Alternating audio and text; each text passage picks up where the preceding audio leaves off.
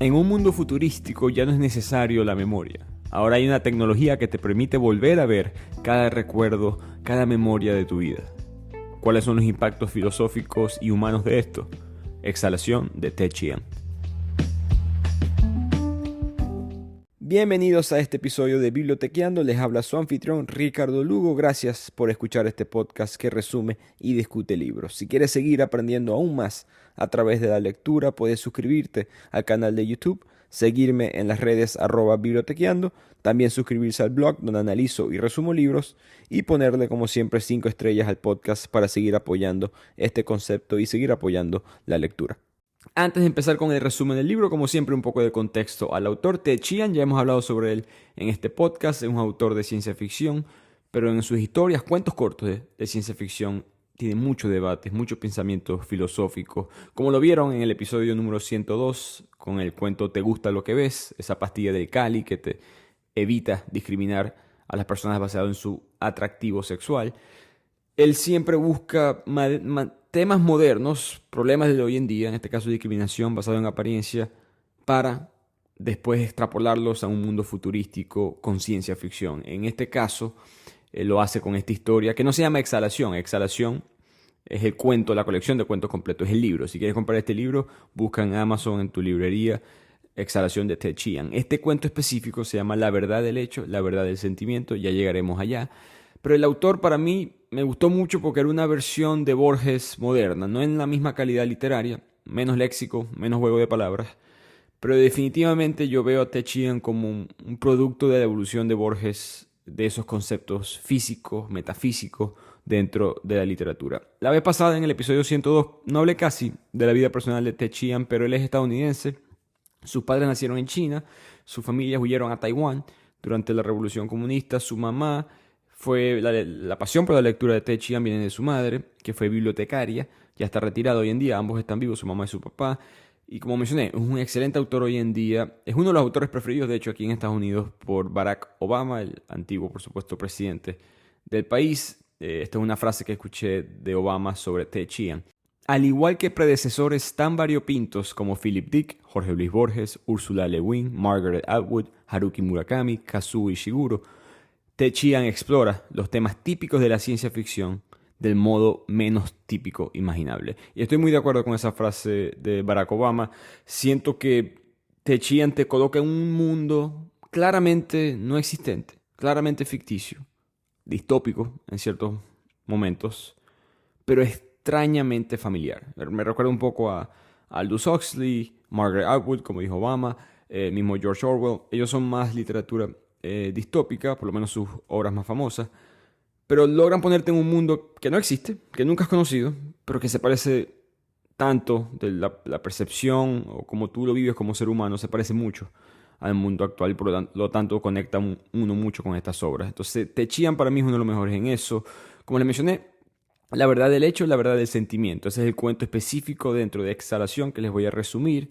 Es una historia que se hace una pregunta, me llamó la atención porque se hizo una pregunta que yo me hice una vez en un artículo que hablaba de qué ocurriría si pudiéramos visionar, si pudiéramos volver a cualquier episodio de nuestra vida, tal exactamente como sucedió, sin el matiz afectivo, ¿no? Sin el sesgo interpretativo, lo que uno llama los recuerdos o la memoria, ¿no? ¿Qué pasaría si pudiéramos simplemente darle play a la película de nuestra vida? Recuerdo cuando esto sucedió, ¿no?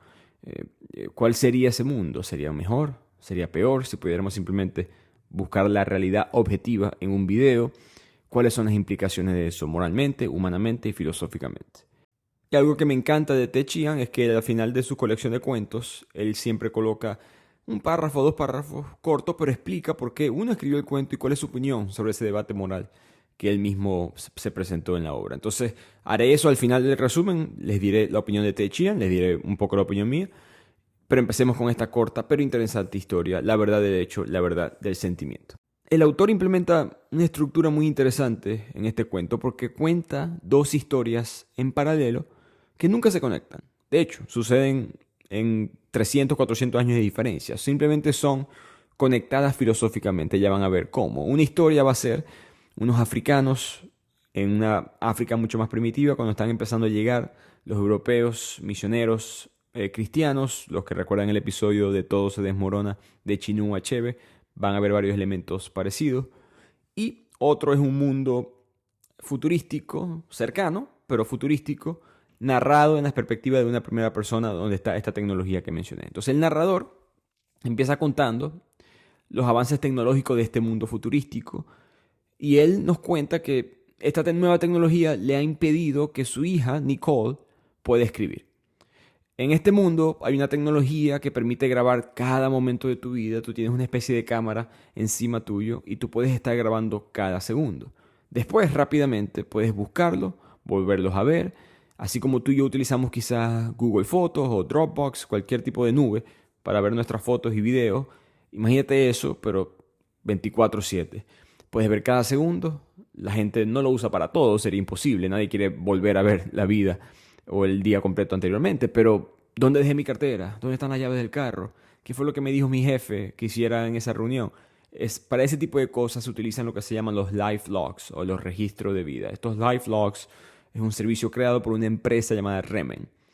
El problema para el autor, para el narrador, mejor dicho, el periodista, es que él viene de una generación anterior. Él nace, se cría sin esta tecnología y él está viendo que su hija, como muchos otros jóvenes, no están escribiendo.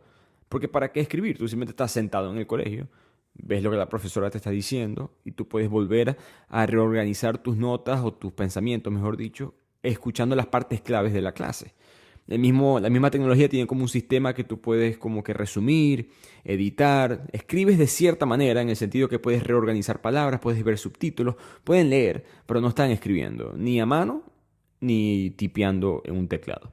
Entonces ya no es, digamos que el impacto filosófico de esto es que ya no es necesario reportar por escrito el pasado, simplemente lo podemos ahora revivir todo a través de la historia. Irene Vallejo, El infinito en un junco, a través de la historia, hemos escrito en papel para poder decirle al futuro lo que nosotros pensamos en ese momento, lo que sucedió, las ideas, etc. Eso se acabó en este mundo, ahora simplemente lo revivimos o lo podemos volver a presenciar. Y él, por supuesto, como es además periodista, lector, le gusta escribir, él siente que esto es un daño para la humanidad y es un daño específicamente de un punto de vista quizá más egoísta, es un daño para su propia hija. Su preocupación principal es que esta tecnología está reemplazando nuestra memoria natural. Nos la está ayudando, nos está haciendo que nuestra memoria sea mejor, nos está convirtiendo a los seres humanos en dependientes de esta muleta, que es la tecnología de Remen, y su hija es una metáfora de todo esto. Y además de este problema filosófico, tiene un problema muy grave, emocional, desde el punto de vista de la familia. Su esposa, la madre de su hija Nicole, se fue, dejó a la familia, dijo voy a recorrer el mundo, voy a hacer las cosas que esta familia nunca me dejó hacer. Así que él ahora se quedó solo, con una hija adolescente, padre soltero entre comillas, como dice él, sin esta guía, porque no existe, de cómo un hombre debe criar solo a un adolescente que se está convirtiendo en una mujer. Y ahora pasamos a la segunda historia dentro de este cuento, la de los africanos en una época un poco más primitiva, cuando están empezando a llegar los misioneros europeos, y nos vamos a intercalar entre historia e historia, porque como van a ver, va a haber un mensaje muy profundo en ese intercambio y al final del cuento. En este cuento está Gigginji, que es un miembro, un africano de la tribu Shanjef en Tiflan. Tiflan hoy en día es una zona en Nigeria, tiene alrededor del 2-3% de la población. El punto es que ellos están empezando a recibir a estos misioneros. Uno de esos misioneros se llama Mosebi. Mosebi llega a la tribu, por supuesto, con la intención de comunicar la palabra de Dios, de convertirlos en el cristianismo.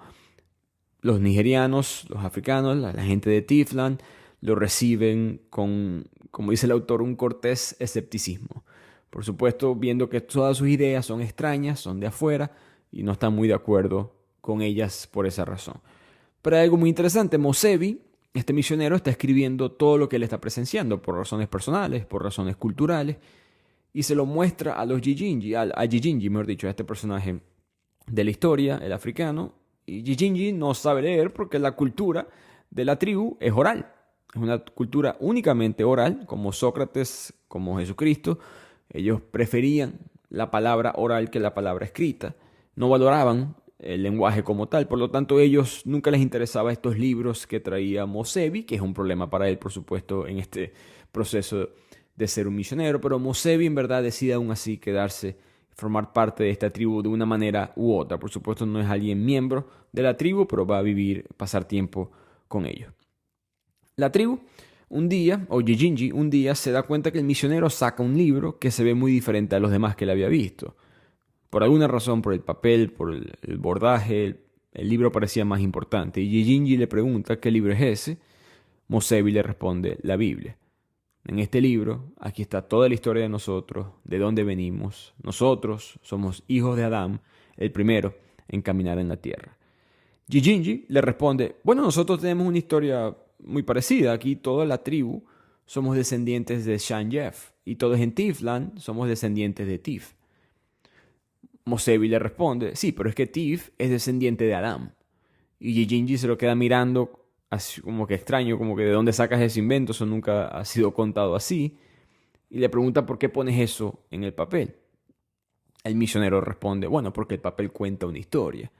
Gigi le responde, ¿cómo un papel va a contar una historia si el papel no puede hablar? Eso es lo que decía Sócrates, por si acaso, ¿no? Que la palabra escrita no puede responder. Tú oralmente puedes responder a las preguntas que te hace la misma frase, pero tú no le puedes hacer pregunta a un libro. Interesante esa forma de pensar. El misionero, por supuesto, le responde la dinámica, que tú puedes escribir los argumentos a favor, argumentos en contra, que tú puedes tratar de, ¿no?, como que adivinar lo que las otras personas te pueden argumentar, que a través de eso tú cuentas una historia y queda reportado por siempre, lo que tú y yo ya sabemos del valor de la escritura y de la lectura. Algo que para Gigi, en su mente, esto es algo simplemente de los europeos. Y ahora volvemos al periodista. El periodista decide escribir un artículo para criticar a Remen, esta tecnología, el daño que le está haciendo desde su punto de vista a su hija. Quiere criticar los life logs, el concepto como tal. Él señala, empieza como a debatir sobre el artículo y empieza a escribir que el Remen crea disputas innecesarias entre parejas, pone fin a muchas relaciones, porque ahora las parejas pueden buscar los recuerdos y examinarlos como un detective, algo que anteriormente se olvidaba. Él da el ejemplo de una mujer, esto le pasó en su vida real, una mujer que él conocía, que estaba peleando con su marido porque él le había dicho a ella que él siempre pensó que alguien era culpable de un caso de secuestro. Y ella le dijo, no, tú me dijiste varias veces que él seguramente era inocente. Y él le dijo, no, para nada, yo siempre dije que él era culpable. En la pelea, en ese toma y dame, la mujer decide simplemente voy a buscar el video y te voy a demostrar que tú no tenías razón. Ella hizo todo esto en frente de los amigos, en frente de su esposo, en frente de familiares, consigue el video y termina el esposo estando equivocado. Él había dicho anteriormente de que esa persona era culpable. Cambio de opinión, ya sea a propósito y mintió o simplemente se le olvidó lo que había pensado anteriormente. Y ella lo humilla, en verdad, en frente de sus seres queridos y empiezan una pelea aún peor, porque ahora empiezan a pelear de que tú siempre me corriges en frente de los demás, que no, tú empezaste. Todo esto para que sirva como evidencia de que esta dinámica es un peligro para el periodista. ¿En verdad importa exactamente quién dijo qué? No podemos asignarle la culpa a todo el mundo sobre cualquier pequeño detalle. Eso rompe todo tipo de relación amorosa, ya sea de pareja como de amistades. Desde el punto de vista del narrador, del periodista, para perdonar hay que olvidar un poco. Hay que olvidar los detalles de una pelea, hay que olvidar los detalles de una discusión. El tiempo ayuda a perdonar, es una frase muy, muy sabia. Y parte de lo que el tiempo cura es que a ti se te olvida los detalles. Si tú puedes volver a ver en video ese daño que alguien te hizo hace 5 años, 10 años, hace una semana, lo que sea, va a estar muy fresco en tu mente. Y eso es antihumano, es lo que dice el periodista. Él empieza a hablar sobre este tema con una amiga de toda esta gente que le gusta llevar la cuenta de quién dijo qué, tú me dijiste esto, tú me dijiste aquello. La amiga le dice, pero es que la tecnología no inventó eso, las parejas son así. Hay parejas que están dispuestas a tener ese tipo de discusiones con tecnología, con el remen o sin el remen. Así que la tecnología para esta amiga es buena. Ayuda a los negocios, ayuda en la ley, hay menos corrupción, hay mejores juicios, hay evidencia muy clara de quién cometió un crimen. En verdad, para ella y para muchas otras personas se nota en la historia, esto es una buena tecnología. El periodista decide incorporar ese argumento en el artículo, pero él continúa escéptico y recuerda una pelea muy trágica que él tuvo con su hija Nicole, que todavía le duele. Ella le gritó una vez culpándolo a él por la partida de la madre de Nicole, por la partida de su esposa. La frase exacta que su hija le dijo fue, tú eres la razón por la cual ella se fue, y para lo que me importa, tú también te puedes ir. yo estaría mucho mejor sin ti. Obviamente, para un padre escuchar eso, un dolor inmenso. No solamente que tu hija te lo diga, sino que para él, en ese momento que su esposa lo dejó para viajar el mundo, él no estaba en un buen estado mental. Él no estaba para estar recibiendo ese tipo de golpe. Y él dice que ese comentario sirvió para darse cuenta por qué su hija estaba sufriendo, que él no era la única víctima, ni siquiera la principal, pero que por supuesto, a pesar de ese beneficio que tuvo ese momento, la relación se rompió.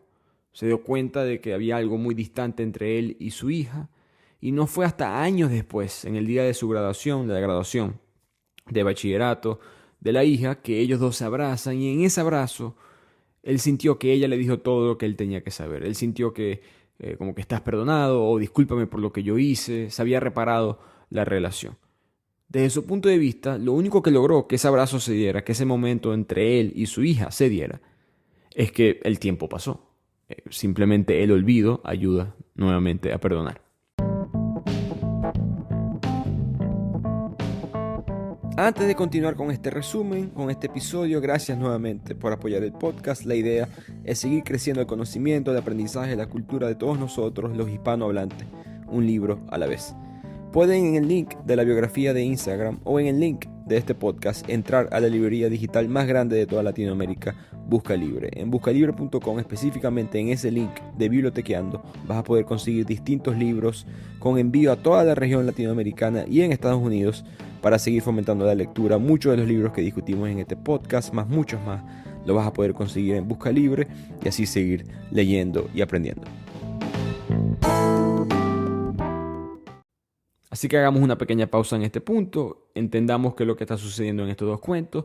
De un lado tenemos el periodista, que está argumentando en contra de esta tecnología, como eliminar el olvido, eliminar el paso del tiempo, en cuanto a las memorias se refiere, rompe las conexiones humanas. Ese es su argumento. Del lado de Gijinji, del lado de los africanos, tenemos una tribu completa muy escéptica a la escritura, porque viene de los europeos, y dudan extremadamente que el papel en verdad pueda contar una historia. Dudan extremadamente que la verdad sea lo correcto, que lo que está escrito en papel, que es parecido a la tecnología de Remen, lo que sucedió, lo que está escrito en el papel, es lo que nosotros tengamos que depender. Desde el punto de vista de ellos, el argumento es un poco menos en este punto filosófico, es más simplemente cultural. Esto lo trajeron los extraños, lo que venga de los extraños, de los extranjeros, no nos va a gustar.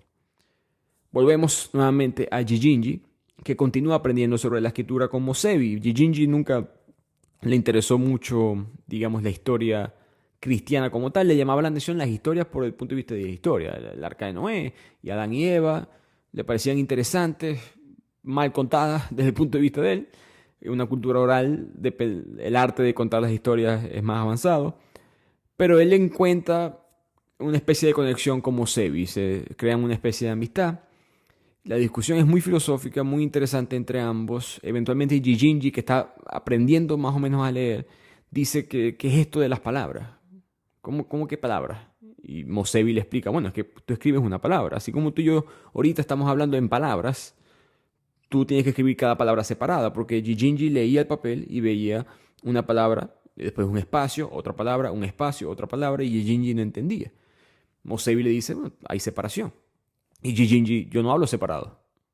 Yo no paro antes de hablar. Yo paro cuando termino una oración, pero una oración, para mí, no tiene palabras, totalmente simplemente fluido.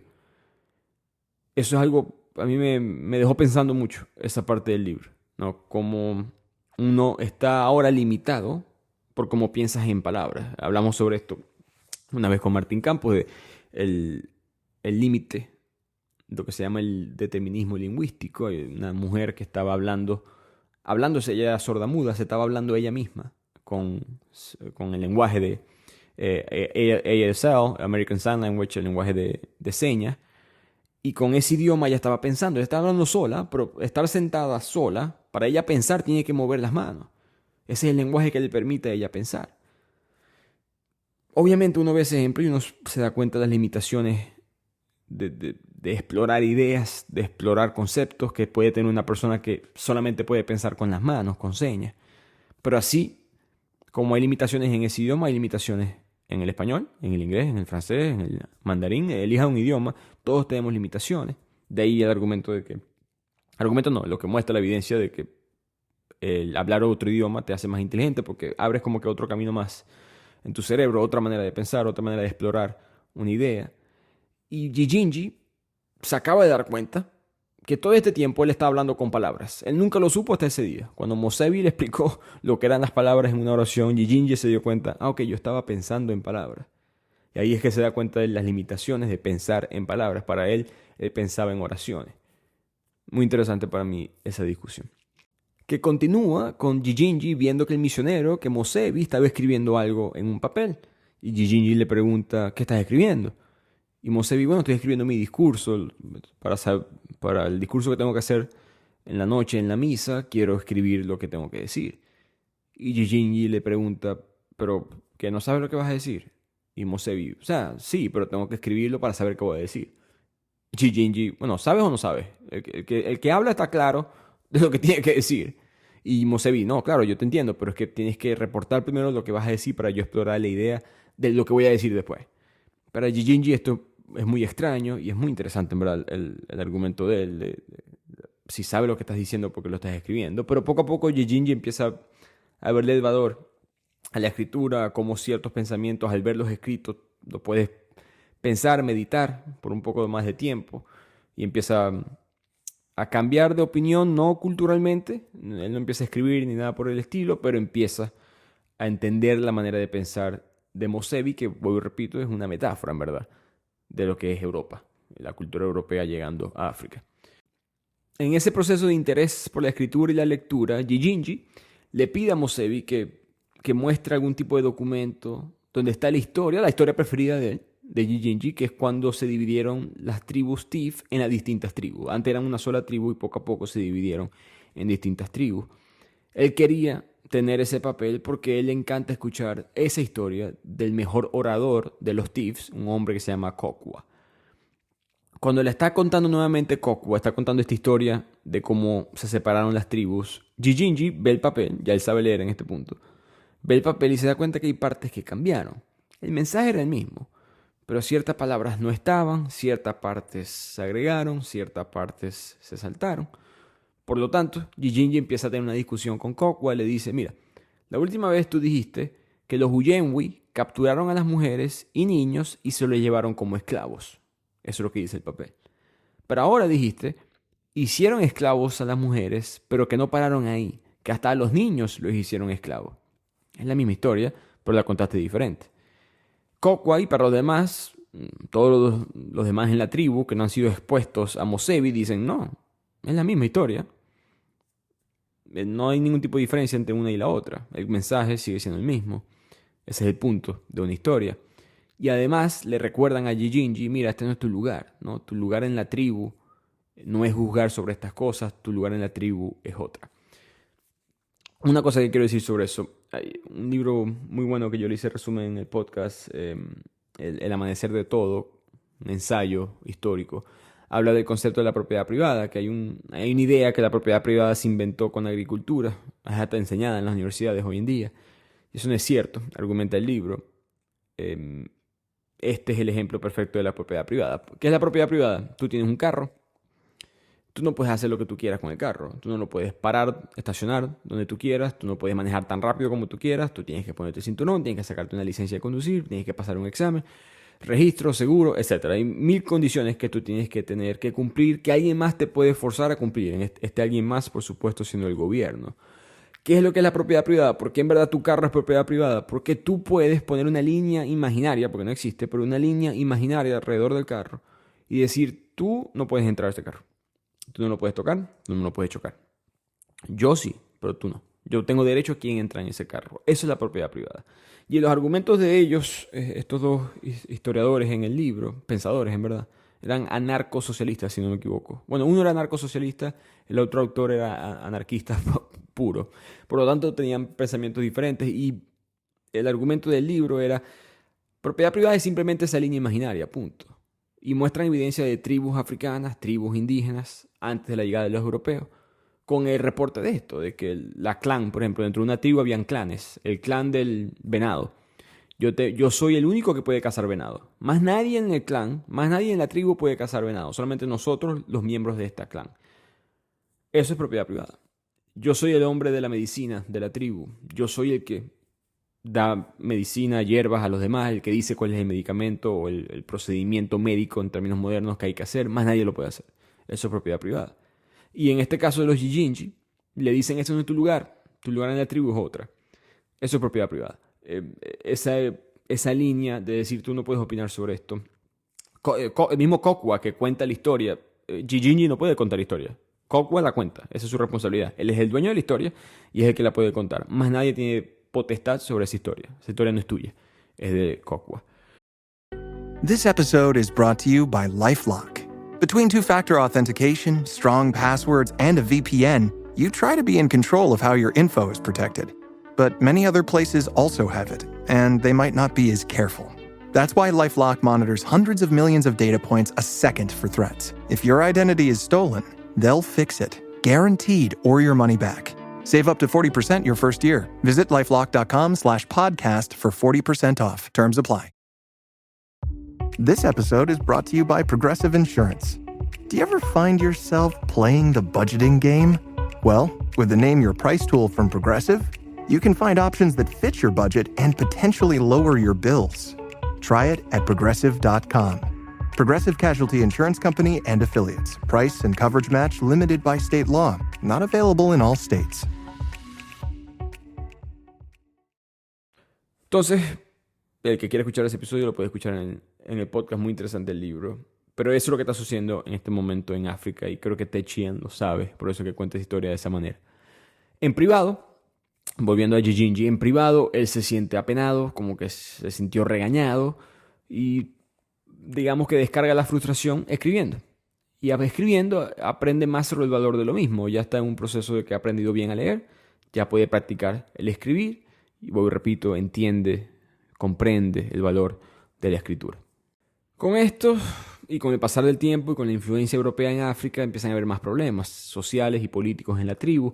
A Gijinji los europeos lo declaran el escriba de la tribu. Él es básicamente el que va a reportar todos los eventos de la tribu en escrito. Él es muy joven, por si acaso. Gijinji tiene apenas 20 años. Básicamente reportando más que todo disputas civiles, matrimonios, propiedades, esclavitud, etc. El líder tribal sabe o se siente aliviado de que Gijinji pueda hacer ese papel, porque él en verdad es una persona querida dentro de la tribu, por mucho que lo regañaron hace poco, y prefieren que sea un miembro de la tribu el que está escribiendo, no un europeo. Y no solo europeo, sino ya influenciado por los europeos. Por mucho que Gijinji es amigo de Mosebi, se mantiene parte de la tribu. Lo que ha sucedido en este periodo de colonización, este periodo de llegada de los misioneros europeos, es que los no deseables de la tribu, los que no tenían propiedad, los que no tenían derecho a casarse con quien ellos quisieran, los que ninguna familia estaban pagando dinero para que sus hijas se casaran con ellos, los que no eran guerreros, los que no tenían estatus social dentro de la tribu africana, empezaron a ser reclutados por los europeos y ellos, por supuesto, eran más susceptibles al mensaje cristiano. Todos somos iguales, hijos del mismo Dios, todos somos hermanos, todo el mundo merece lo mismo, glorificación a los discriminados. Entonces, esa parte del mensaje le llega muy a fondo a los africanos. Eso no fue mentira, eso pasó así en la vida real, muy parecido a lo que pasa en la indígena americana. Y ellos han vuelto, de cierta manera, a vengarse de las tribus, reportando ciertos casos, escribiendo ciertas historias en contra de las tribus a favor de los europeos. Esos que fueron reclutados ahora tienen más cultura europea que africana. Chinua Achebe, nuevamente ese episodio, pueden aprender mucho más sobre esto. Por lo tanto, Gijinji tiene valor, ahora de hecho mucho más valor como escriba, porque es alguien que va a mantener la esencia de la cultura africana, en este caso de la tribu Tiv. Pasa el tiempo y el misionero Mosebi le pregunta a Gijinji por qué todavía hay casos que se manejan verbalmente. Me parece arcaico que no haya verdad escrita. Tú puedes escribir ciertos casos, pero no todos los casos. Cada testigo puede cambiar su historia. Tiene que alguien escribir lo que se reportó en algún momento. Y Gijinji le explica es que en nuestro idioma hay dos palabras para lo que ustedes los europeos consideran verdad. Nosotros decimos mimi o bow. Mimi es lo que es correcto. Bow es lo que es preciso. Entonces la verdad que tú estás refiriéndote, Mosebi, es bow, es lo preciso. Pero hay cosas que son lo correcto y eso es mimi. Acuérdense de ese concepto de Mimi y Vogue que lo vamos a utilizar más adelante en el resumen, en el mensaje, digamos, final de la obra. El narrador, el periodista, volvemos a él ahora, sigue escribiendo este artículo, ahora está escribiendo sobre el peligro de tener una memoria perfecta. Él empieza a recordar a Solomon Shereshevsky. No sé si se acuerdan de ese personaje, pero eso fue de la vida real. Solomon Shereshevsky tenía una memoria perfecta, impresionante. Lo estudiaron científicamente, no entendían cómo él podía. En los estudios le decían palabras, 6, 7 palabras seguidas, que no tenían nada que ver una con la otra. Y eso era todo lo que hacían. Meses después, cuando él no se lo esperaba, le preguntaban, ¿cuáles fueron esas palabras? Y él las repetía. De hecho, le llegó a leer la Divina Comedia en italiano, esto es lo más impresionante, y podía recitar más adelante varias prosas de la obra. El detalle es que él ni siquiera sabía italiano. Él simplemente leyó palabras y se las podía acordar perfectamente. Entonces él dice que eso es un peligro, que hay recuerdos que tú tienes de tu infancia que son bonitos, pero si tú te los acuerdas específicamente cómo sucedieron, pueden ser dañinos. Él agarra un ejemplo personal de él. Mi abuela una vez me cocinó una torta con mucho azúcar que mi mamá no me dejaba comer. Y yo recuerdo la sonrisa de mi abuela cocinándome y recuerdo ese momento con mucho cariño. Ya ella no está en este mundo, pero yo recuerdo ese momento entre ella y yo, lo aprecio mucho. Pero él dice, ¿qué pasa si yo puedo utilizar esta tecnología del Remen y volver a ver ese momento? Quizás le puedo ver bien la cara a mi abuela. Sí, quizás sonrió una que otra vez, pero de resto estaba muy cansada. Quizás tenía una discusión con mi abuelo, la tuvo recientemente. Quizás mi abuelo pasó por la cocina, ni siquiera saludó a mi abuela. Veo el conflicto entre ellos dos. De repente ese recuerdo deja de tener romanticismo. Porque parte del valor de los recuerdos es el aspecto subjetivo, que nosotros los seres humanos le agregamos. Que no hay una sola verdad, que cada quien maquilla lo que vivió a su propia manera. Cada quien tuvo una experiencia diferente. Esa misma realidad que todos experimentamos, la experimentamos de manera diferente. Y ahí está lo bonito del recuerdo. No es exactamente el poder verlo, no es exactamente poder verlo objetivamente, es poder agregarle lo subjetivo de las emociones humanas. Un video de tu infancia sería un video con mucha realidad, con muchos hechos, pero no es un video con emociones ni sentimiento, argumenta el periodista. Una frase que él dice, y es una pregunta muy interesante: si todos pudiéramos recordar todo de manera objetiva, nuestras diferencias, nuestras distintas experiencias, por ende nuestra identidad, desaparece. Esa es la pregunta que se hace el periodista y termina esta parte del artículo con él escribiendo: una memoria perfecta es tanto una historia como un video de una cámara de seguridad es una película.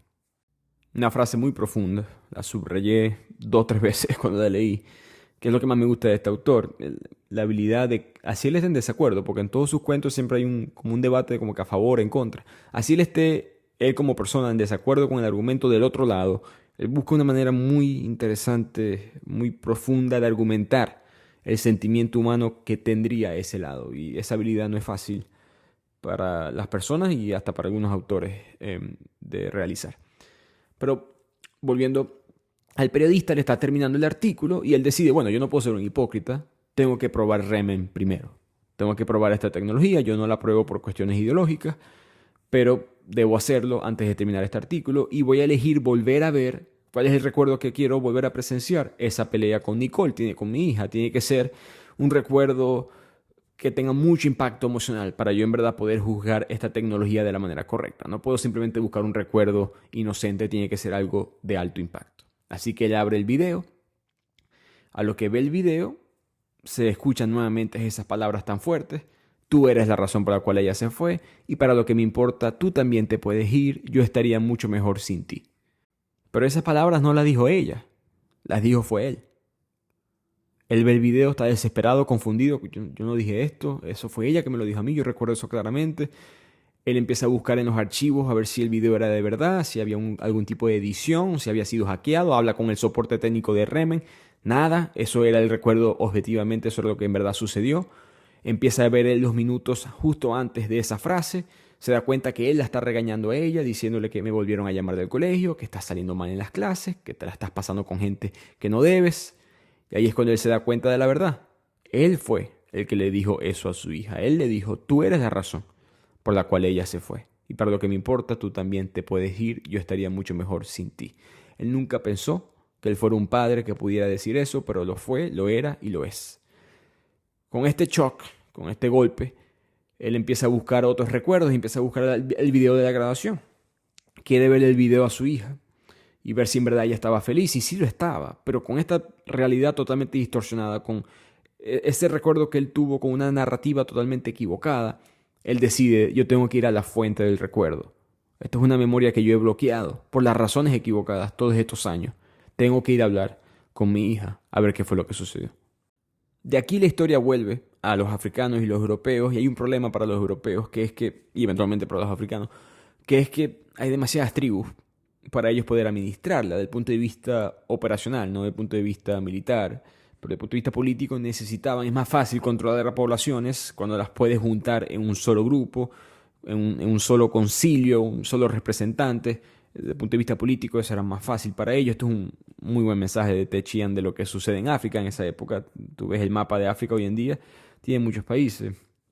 Tuviera más. Si todas esas tribus anteriormente se hubiesen convertido en Estado-nación, como los países modernos, África fueran cientos de países, centenares de países. Las fronteras modernas de África fueron determinadas por los europeos, no por los mismos africanos. Hay un poco de área gris ahí, pero principalmente eso fue lo que sucedió.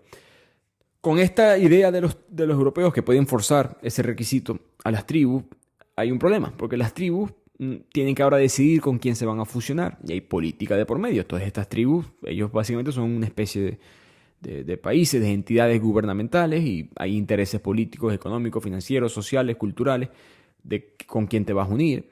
El grupo de Gijinji tiene que decidir, ¿se une con los Kwandi o con los Yekira? Los Kwandi y los Yekira son de los grupos más antiguos. Gijinji le explica esta historia a Mosebi, que en la cultura de los Tif, de todas estas tribus dentro de Tif, la tradición, lo correcto es unirse a los grupos con el cual tú estás más conectado de manera sanguínea. El misionero Mosebi dice, bueno, eso tiene sentido, la sangre es importante, ¿cuál es el problema? ¿Cuál es la discusión aquí?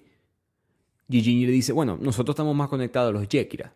De sangre estamos más conectados a los Yekira. El problema es que los ancianos se sienten más conectados a los Kwandi, porque los Kwandi viven más cerca de nosotros, hay una conexión como que política, y quieren unirse a los Kwandi, no quieren unirse a los Yekira.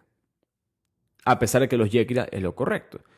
Y el Mosebi le dice, bueno, si esto hubiese pasado en Europa, esto no pasaría. Porque en Europa nosotros tenemos en el papel marcado los ancestros, registros de nacimiento, de qué parroquia perteneces, etcétera, etcétera. Y cuando Gijinji escucha eso, él dice, se me ocurrió una idea. ¿Será posible que algunos de los misioneros esos que llegaron contigo, o otros los que llegaron antes que tú, anotaron algo de esto? Nuestra historia, nuestros ancestros, la cultura. Yo te he visto a ti escribir cosas de nuestras costumbres. Quizás algún misionero anteriormente reportó algo. No era una mala idea. Y el misionero dice, bueno, vamos a ir a las oficinas que están más en la ciudad a ver si por casualidad de la vida había algún tipo de registro. Van los dos juntos porque Mosebi es el que podía entrar a esas oficinas, Gijinji no. Cuando llegan, consiguen un documento y efectivamente estaba escrito la conexión Gijinji con los Yekira, la tribu de Gijinji con los Yekira, no con los Kwandi. Se devuelven al día siguiente. Gijinji está emocionado porque va a poder aclararle el problema a todo el mundo y llega a la carpa, a la choza de Sabe. Sabe es el líder tribal, el que decide estas cosas en este momento, y le muestra la información, le muestra el papel y dice, mira, este papel, Sabe no sabe leer, pero dice, mira, este papel dice que nosotros deberíamos unirnos con los Yekira, no con los Kwandi. Como habíamos dicho, nosotros estamos más conectados, esa es la historia original, nosotros venimos de la misma sangre que ellos. Y Sabe pregunta, ¿y de dónde sacaron esa información los europeos? Gijinji mira el papel y dice, aquí dice Batur y Yoaryiga, que eran dos sabios de la época que ya habían fallecido, o sea, eran dos africanos de la tribu que habían dado esa información a algún misionero en aquella época. Y Sabe responde, no, claro, yo los recuerdo, hombres muy sabios, ellos no hubiesen dicho eso. Y Gijinji mira el papel como que, pero sí lo dijeron, aquí está, ellos lo escribieron. Y Sabe le dice, pero es que ellos no están aquí. Tú lo que tienes es el papel, no los tienes a ellos. Pero el papel nos dice lo que ellos hubiesen dicho, dice Gijinji. Y Sabe le responde, ¿estás seguro? Porque un hombre no dice una sola cosa, ni tiene una sola opinión. Si los dos estuvieran aquí, ellos estuvieran de acuerdo conmigo, de unirnos a los Kwandi. Has estudiado tanto el papel que se te olvidó lo que es ser un Tif. Gijinji estuvo a punto de responder y se dio cuenta de que Sabe tenía razón. Que todo este tiempo Estudiando la escritura lo hizo pensar como un europeo. Los europeos hablaban Bow, no hablaban Mimi. Los ancianos, los sabios, podían determinar qué es lo que era Mimi, y solamente ellos pueden determinar lo que es Mimi. El anciano determina lo que es correcto, no lo que es preciso. Lo preciso para el papel, lo correcto para nosotros, los seres humanos. Termina la historia de Gijinji con él agarrando el papel donde él había escrito durante todos estos años distintas cosas sobre él mismo, su vida, la cultura, sus pensamientos, y los quema todos en fuego. Porque pedirle a los ancianos que leyeran el papel era olvidarse de lo que es ser africano, en este caso ser de la parte de la tribu Tif. Con eso se termina esta historia, esta segunda historia dentro de este cuento, y volvemos al periodista. El periodista va al apartamento de su hija, de Nicole. Se sienta, se disculpa, le cuenta que vio el video, que él todo este tiempo pensó que había sido ella quien dijo eso, y Nicole le responde, después de todos estos años, así lo recordaste. Ella estaba incrédula, por supuesto, con su padre, y dice, me diera risa si no fuera tan triste. Pero es típico, tú siempre piensas que eres la víctima, siempre piensas que mereces que te traten mejor, siempre eres ciego, muy ensimismado. El padre le responde que, bueno, no seas tan fuerte conmigo, estoy tratando de disculparme, y la hija le dice, bueno, perdón, disculpa, tienes razón, esto es sobre ti, otra vez. Es que el periodista se da cuenta de su error nuevamente y como que se queda un poco callado, recibe unos comentarios de parte de su hija y eventualmente le pregunta, mira, ese día de la graduación, ¿qué fue lo que sucedió? Yo sentí que tú y yo nos reconciliamos. Y Nicole le dice, tú y yo no nos reconciliamos. La única razón por la cual yo te abracé ese día es porque yo estaba viendo una terapeuta, yo estaba viendo una psicóloga. Y ella prácticamente me salvó la vida. Yo nunca te conté esto porque eres la última persona que yo le contaría eso. Ahí es cuando el periodista se da cuenta que en verdad no conocía a su hija, que no se había dado cuenta del daño que le había hecho. Termina Nicole su argumento diciendo, me conoces tanto como tienes que conocerme. Eso por supuesto le dolió aún más al padre y él dice, mira, esto es lo que vamos a hacer, yo no puedo reparar el daño, pero puedo tratar de tener una mejor relación a partir de ahora y no ser un hombre ciego como siempre lo había sido. Es más, voy a empezar a utilizar remen para en verdad analizarme a mí mismo. El cuento termina con el periodista, solo en su casa después de esa conversación tan difícil con su hija, explicando que la escritura es una tecnología. De cuando uno escribe, uno piensa utilizando los límites, los beneficios y los defectos de esa tecnología. El alfabetismo ayuda mucho a las culturas, promueve el valor en los documentos, menos valor en las experiencias individuales y subjetivas que trae beneficios. Se pueden aclarar los juicios legales, la compra de propiedades, los negocios. Hay mucho mérito en la palabra fija. Pero en las memorias individuales es que se muestra en verdad el verdadero beneficio, porque es eliminar lo subjetivo. Le puede pasar lo que me pasó a mí con mi hija. Ese es el lado positivo que él le ve al remen. El punto no es demostrar que tenías razón, el punto es admitir que te equivocaste. El narrador, el periodista, nos explica que su hija Nicole también empezó a utilizar más aún el ramen y ha descubierto, volviendo a ver recuerdos de esos días de conflicto entre ella y su padre, que ella tampoco fue perfecta, que ella tampoco fue la hija ideal, que ahora ella no ha perdonado a su padre por lo que le dijo, pero que lo entiende más a él. Ella fue difícil en esos momentos y quizás entiende él por qué él dijo eso, a pesar que estuvo totalmente incorrecto, por supuesto. Ese remen, esos recuerdos, permitió que la relación de ambos mejorara aún más. El periodista termina escribiendo, todos hemos sido hipócritas, egocéntricos, malas personas en distintos momentos y es importante poder ver eso. Porque si no podemos ver esos momentos, nublados, borrados por nuestra subjetividad, en verdad no nos conocemos completamente. Si no podemos ver objetivamente los momentos malos nuestros, en verdad no sabemos quiénes somos. Remen nos regala eso, nos permite ver nuestras fallas y con eso nos permite entender mucho mejor a los demás. Yo entendí las acciones de mi hija, fue por yo poder haber entendido de verdad, por haber presenciado objetivamente lo que yo hice. Y él termina el artículo explicando que el artículo nunca fue escrito, que así como él al principio del cuento empezó a argumentar en contra del remen, se dio cuenta a partir de la experiencia con su hija que mejor no hago eso, mejor escribo esto. Esta historia de los TIF, el cuento de los TIFs y los europeos en verdad estaba contado dentro del artículo de remen, de este periodista, y él decide que contando esas dos historias, la mía con mi hija y la de esta tribu africana, puedo mandar el mensaje correcto. Y aclara que la historia de los thieves sucedió, pero que él no se sabe los detalles. Él decidió simplemente inventar todo este cuento para poder contar una verdad. Un cuento inventado para contar una verdad. Esa frase no tiene sentido, pero si entendiste el mensaje del periodista, lo tiene. Y ahí se termina esta historia. Voy a las notas del autor explicando lo que Ted Chiang escribe más adelante después de publicar este libro. Él dice, bueno, yo escribí esta historia porque a finales de los 90 escuché una presentación sobre el futuro de la informática personal. Y el orador señaló que algún día sería posible mantener una grabación de video de cada momento de tu vida. Cabe destacar, estamos en los 90. Ese comentario es bastante avanzado. Para ti, para mí, suena medio común y corriente, pero en ese momento un disquete, lo que uno guardaba en la computadora, tenía 1.4 megabytes de memoria, 1400 kilobytes de memoria. Eso es una sola foto en tu celular. Esa idea era radical en ese momento y Ted Chiang se impactó cuando lo escuchó, pero se dio cuenta cuando la debatió un poco que tenía razón, que con el tiempo ibas a ser capaz de grabarlo todo. Y aunque no sabía qué forma tomaría, cultural, económica, en algún tipo de negocio, servicio social, tecnología, etc., no sabía cómo se iba a manifestar eso, pero él estaba seguro que iba a tener un profundo impacto en la psicología humana. Hey all, I'm Jamie Lynn Sigler, a mom, actor, and advocate. I know how overwhelming it can be trying to decide which treatment is right for you. I've been there. But you should know you're not alone. You can do this.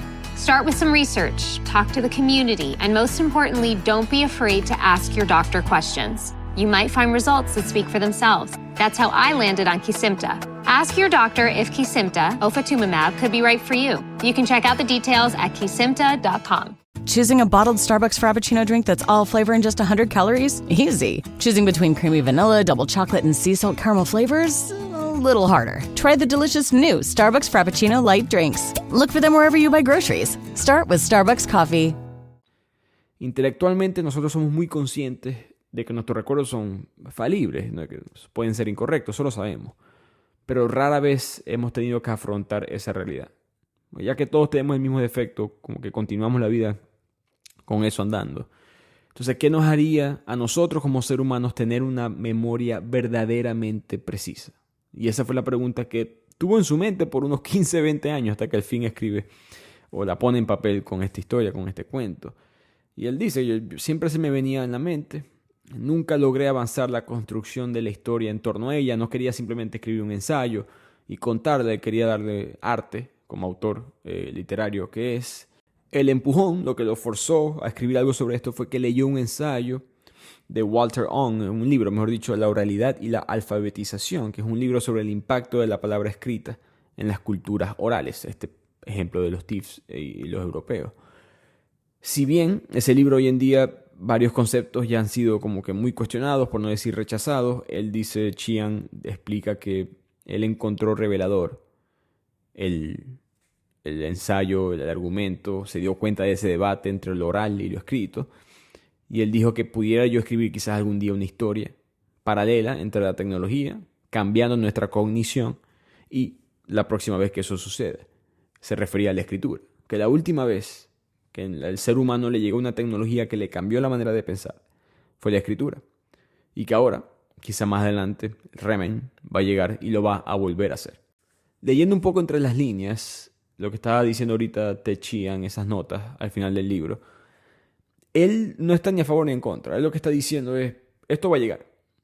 Así como cambiamos cognitivamente la manera de pensar con la escritura, va a volver a suceder con esta tecnología, si no es que ya sucedió con las redes sociales, pero el extremo, el cambio radical va a ser cuando podamos hacer estas cosas. Y al llegar a ese punto, esto va a cambiar. El cambio viene. Si es progreso o no es debatible. No todo progreso es cambio por definición, pero no todo cambio es progreso. Ese no es el punto del libro. El punto del libro es, bueno, vamos a ver el lado positivo a esto y vamos a ver el lado negativo a esto. El negativo, por supuesto, bueno, la subjetividad de los recuerdos, la parte humana, es un valor bastante, quizás irracional, pero es un valor al fin en cuenta que nosotros le agregamos a la vida, que los recuerdos muy objetivos, esa frase de la cámara de seguridad, el video de una cámara de seguridad no es igual que una película. La cámara de seguridad es real, la película es mentira, ¿no? La película es subjetiva, con arte, con maquillaje, con luces, con el recuerdo la imagen hecha de tal manera procesada, producida para que tenga impacto en ti, que tenga un mensaje. Así funciona la mente del ser humano. Se crea una película adentro y eso tiene su valor. Pero el beneficio es, bueno, como dijo el autor, no es saber cuándo alguien más se equivocó, es cuando tú te equivocaste. Ese es el beneficio, porque tu propia identidad está sesgada por ti mismo. Hay una protección que tu mente te da. Tu mente no va a querer, lo puede hacer de vez en cuando, pero la mayoría de las veces va a asumir que tú tienes la razón. Sesgo de confirmación, disonancia cognitiva, todos estos temas que ya hemos hablado en el podcast una vez u otra. Tu identidad no está completa hasta que puedas ver tus fallas de manera objetiva. Reme nos regala eso y ese va a ser el beneficio más adelante, y los pensamientos cognitivos se van a tener que adaptar a eso. Y ahora, ¿qué pienso yo, Ricardo Lugo, de este libro? Me gustó mucho el cuento, muy interesante las historias en paralelo y los mensajes, cómo se conectan, ¿no? Un libro político, político de la buena manera. Habla del tema del colonialismo, por supuesto, pero para mí el mensaje importante ahí cuando Gigginji se da cuenta que él está equivocado, que él no puede dar o forzar a su tribu a aceptar esta idea por mucho beneficio que traiga, por mucha verdad que tenga. Lo correcto sería mantener la identidad de la tribu, lo correcto sería aceptar la manera tradicional de hacer las cosas, definida por su tribu, en este caso por la cultura oral. Porque eso todavía se ve hoy en día.